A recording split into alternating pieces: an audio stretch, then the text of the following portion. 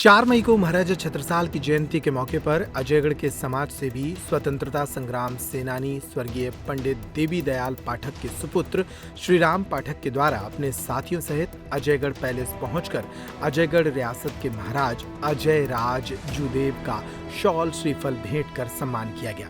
इस अवसर पर महाराज अजयगढ़ के द्वारा महाराजा छत्रसाल की जीवनी और उनके योगदान के इतिहास को साझा कर बताया गया कि महाराजा छत्रसाल एक वीर योद्धा के साथ साथ अच्छे शासक भी रहे, जिन्होंने मुगल शासकों से कई लड़ाइयां लड़ी।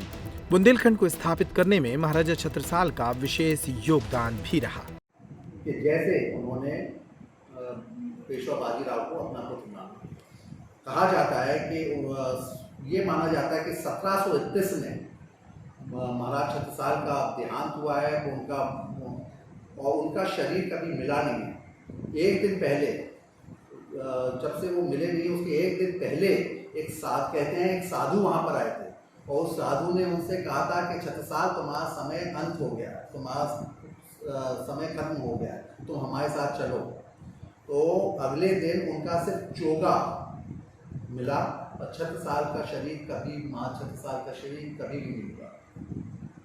और उनके नाम से जो अगर आप जाएंगे तो बेलाताल, तो वहाँ पर उनका एक मुकरबा बना हुआ है और वहीं पर एक संग्रहालय था जहाँ पर उनका चोगा था, उनकी तलवारें रखी जाती थी और वो खुद हमने देखी है, वो उनकी तलवारें और उनकी चोगा, और चोगा जो था वो 6 फुट के ऊपर का था। तो आप समझ सकते हैं कि माँ छत्रसाल की ऊंचाई कितनी थी।